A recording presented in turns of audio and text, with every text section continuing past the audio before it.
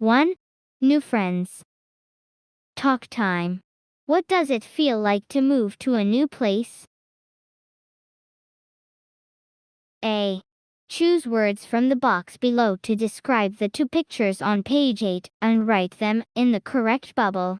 Sunny, wet, dry, cloud, dull, bright, warm, cold, Rua da Silva, Srade Dawson, Dawson Street. B. Choose a word from the box to complete each sentence. Homesick, fun, excited, scary, shy, lonely, happy. 1. Making new friends can be. 2. When you move house you can feel. C. Write 3 words of your own to describe the place where you live. The Dreaming Tree. Ethan Massey. Roberto and Amanda were on their way home from school. Amanda dragged her school bag along the ground. She whined. "You are going too fast," she said. "I can't keep up." It was true. Roberto was walking as fast as he could. He wanted to get through the park quickly. He did not want to see the boys playing football. They were always there. They never asked him to come and play. The biggest boy was called Fergus. Fergus was telling the players what team they were on. Today it was the World Cup. Fergus was the captain of the Irish team. He was always the captain. He always got the best players. The goalie, Shane, was his brother. Shane was the same age as Roberto. Roberto thought he looked nice. He smiled at Roberto and Amanda as they went past. When they got home, their mother was very excited because their grandmother was going to telephone that afternoon. "You can both talk to Vovo on the telephone," she said. Roberto and Amanda had been born in Rio de Janeiro, in Brazil. Their grandmother still lived there. Roberto missed her a lot. Vovo came on the phone to Roberto. Even though they often spoke English at home now, Roberto and Amanda always spoke Portuguese to their grandmother. She didn't speak any English at all. She said, "So, you have been in Ireland all summer now. How is your new school? Have you made any friends?" "Not really," said Roberto. "But you must," said Vovo. "Why go all across the world if you don't make friend? Would you like a friend?" "Of course I would," said Roberto. "Well, I have an idea," said Vovo. "You remember the story I told you?" "Which story?" said Roberto. Vovo had told him many, many stories. "The one about the dreaming tree," said Vovo. "Tell me again," said Roberto. "There once was a boy who found a tree in a forest. There were all sorts of different animals lying in it. All of the animals were fast asleep. None of them woke up when the boy climbed into the tree. He fell fast asleep too. He dreamed that he met a big black jaguar. It was the Jaguar King. The Jaguar King taught him many things. When the boy woke and left the tree, he had become very wise. He knew how to get his heart's desire." "What's a heart's desire?" asked Roberto. "It is what you really, really want," said Vovo. "So, do I have to find a jaguar?" said Roberto. "I don't think they have them here." "No, you have to find a tree," said Vovo. He asked his mother if he could go out to the park to play. "Go ahead," she said. "But be sure to be back by 4 o'clock. And come home if it starts to rain." Roberto went to the park. But he didn't go to where the boys were still playing football. Instead, he thought about his grandmother's story. He found a big tree. Roberto climbed up into the tree. He felt as if he were a bird in a nest. The green leaves moved in the sunlight. They went backwards and forwards, backwards and forwards. The green branches swayed in the wind, rocking him backwards and forwards, backwards and forwards. He could hear water flowing, and the sound of the branches moving in the wind, and the voices far away. He fell fast asleep. He dreamed about all the animals his grandmother had told him about. Roberto opened his eyes. A face was peering at him through the leaves. It was a jaguar. The jaguar was huge and black. Roberto looked into its slanted green eyes. They were the same color as the leaves. Around its black face, the jaguar opened its mouth in a huge yawn. Roberto could see its white teeth, and pink tongue, and dark throat. He could hardly. It stretched itself. "I am Sina," it said. "The Jaguar King. What do you want?" "I want a friend," said Roberto. The Jaguar King smiled. Roberto opened his eyes. Everything was darker. The leaves were a darker green. The sky was a darker blue. It must have been a dream, he thought. I must have been asleep. But he could still hear purring. He could still see green eyes looking at him through the leaves. He could see white teeth and a pink tongue. But there was no jaguar there. Just a very large, fat, black cat. It was curled in the branches of the tree. It was yawning, as if it had just woken up. Then it stretched itself. Roberto could hear voices calling. "Snowy, come here, Snowy, here, Snowy." Good at. It was Fergus. "Come here, why don't you?" he called again. Roberto peered down through the branches. Fergus and Shane were beneath the tree, looking very worried.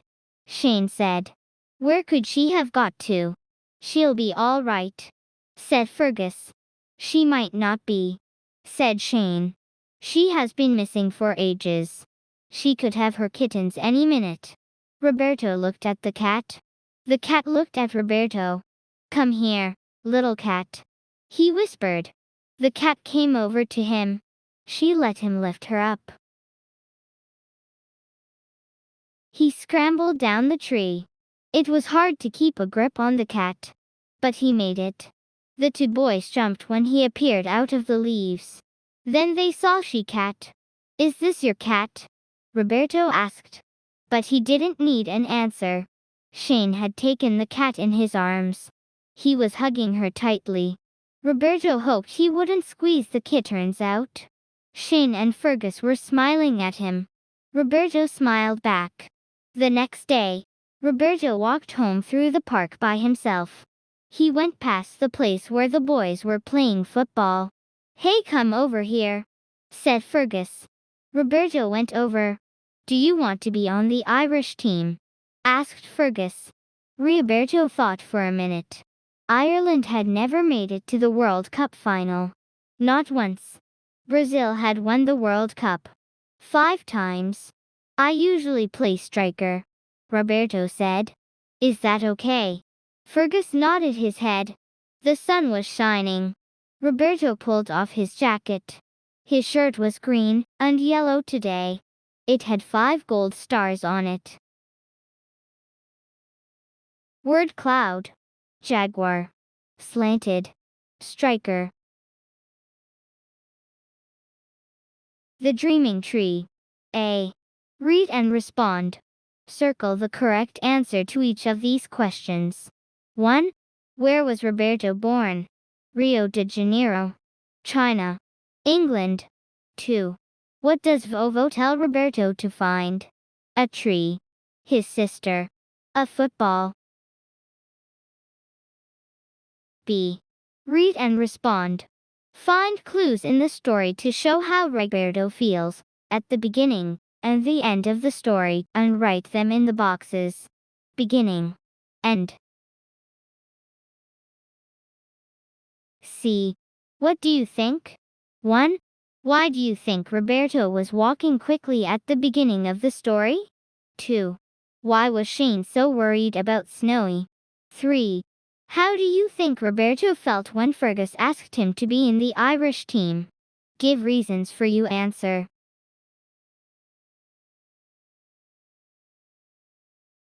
Word detective. A. Choose one of these words to join each pair of sentences. And, but, Because 1. He wanted to get through the park quickly. He did not want to see the boys playing football. He wanted to get through the park quickly. He did not want to see the boys playing football. 2. They were always there. They never asked him to come and play. They were always there. They never asked him to come and play. 3. He was always the captain. He always got the best players. He was always the captain. He always got the best players. 4. Roberto and Amanda always spoke Portuguese to their grandmother. She didn't speak any English at all. Roberto and Amanda always spoke Portuguese to their grandmother. She didn't speak any English at all. Sentences start with a capital letter and end with a full stop. Words that join sentences together are called connectives. B. Find words in the story that have the letter group R and the long R vowel sound. Write the words in the correct column. In some words, vowels have short sound, as in apple. In other words, they have long sounds, as in car. Say the words aloud to check the vowel sound. R. At the beginning of the word. E.g. art. R. In the middle of the word. E.g. part. R. At the end of the word. E.g. far. C. Find 3 words or phrases in the story that describe the jaguar. Circle the one that you think is the most interesting. Now choose the 2 words you think are the most interesting from the box below. Then use them in a sentence of your own about the jaguar. Big, enormous, scary, terrifying, powerful, strong, nice, magnificent. Words that describe something are called adjectives. Get writing. Plan a story, say somewhere you know well. Part 1. Familiar setting. Choose one of these settings for your story. Describe 3 things about your setting, such as the things or people you can see there. Don't forget to use adjectives to describe the things or the people in your setting. Part 2. Main character. Draw your character. Write notes about what your character is like.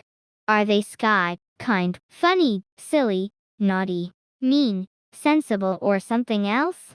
What does your character like to do? Do they like to play sports, read, chat on the phone, draw, play computer games, or something else? What is your character's name? What is your character's heart's desire? Part 3. Story plan. Use these questions to help you to plan your story. Write your plan on separate paper. Beginning. Where is your character? What is he or she doing? Do they see something? Middle. What happens next? Does your character get lost? Do they meet someone? Do they get given something? Do they feel frightened or excited? End. How does your story finish? When you have finished your plan, read it alone to check it makes sense. Can it be improved? Use your plan to tell your story to your partner.